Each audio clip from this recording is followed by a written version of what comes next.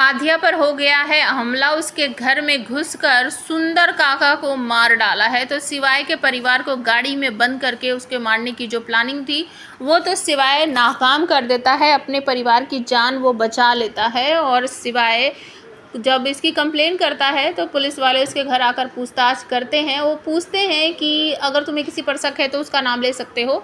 तो शिवाय कहता है कि हमें इस तरीके से किसी पर शक तो नहीं है। तो पुलिस इंस्पेक्टर कहते हैं कि आप बलदेव इसके पीछे हो सकते हैं। वो कहता नहीं, क्योंकि हमारे पास कोई सबूत नहीं है। जब सबूत नहीं है तो हम किसी पर आरोप नहीं लगा सकते। और तभी सोनम भड़कने लगती है, शिवाय तू इतना झूठ क्यों बोल रहा है, ये सब कुछ उसी ने किया है, वही बलदेव हम सब लोगों को मार देना चाहता है क्योंकि तू उनकी आध्या के साथ इस तरीके से बदतमीजी की है ना तूने, इसी वजह से। और बलदेव सिंह चौहान जो है ना वो तुझसे बदला लेना चाहते हैं, हम सबको मारने का ये जो प्लान था ना उन्हीं का है।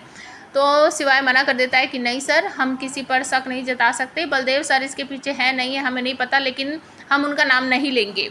और बिल्कुल सेम टू सेम ऐसा ही होता है आध्या के घर पर भी। आध्या के कमरे में कोई इंसान घुस आता है। जब इस बात का पता बलदेव को लगता है तो उसे ऐसा लगता है कि शायद ये सब कुछ ना शिवाय ने किया है। तो वो शिवाय के घर आकर उसको धमकी वमकी देता है।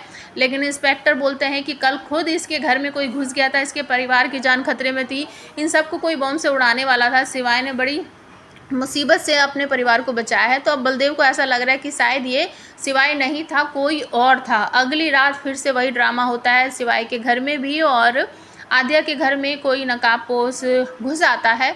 आध्या को किचन से फ़ोन आता है और वो कहती है कि ठीक है हमारे लिए ये खाना ला दीजिए। तो जब वो नीचे देखने जाती है तो उसे कुछ अजीब सा लगता है। घर में उसके मम्मी और पापा नहीं हैं और सारा किचन जो है वो फैला पड़ा है। किचन काउंटर पर काका की लाश पड़ी हुई है, वो खून में लथपथ पड़े हुए हैं और उनकी छाती पर एक बड़ा सा नोट लिखा हुआ है कि आध्या तुम सिर्फ मेरी हो।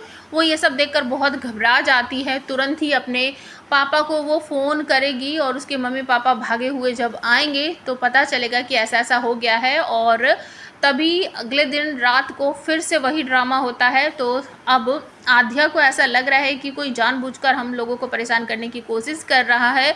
और जब बलदेव उसे पकड़ने की कोशिश करते हैं तो वो भागता भागता बलदेव की आंखों में कुछ फेंक कर चला जाता है, जिसकी वजह से बलदेव भी घायल से हो जाते हैं। पीछे से एक चाकू वाला हाथ आकर बलदेव को मारने की कोशिश करता है। तो आप हमें कमेंट करके बताओ ये हमलावर कौन हो सकता है।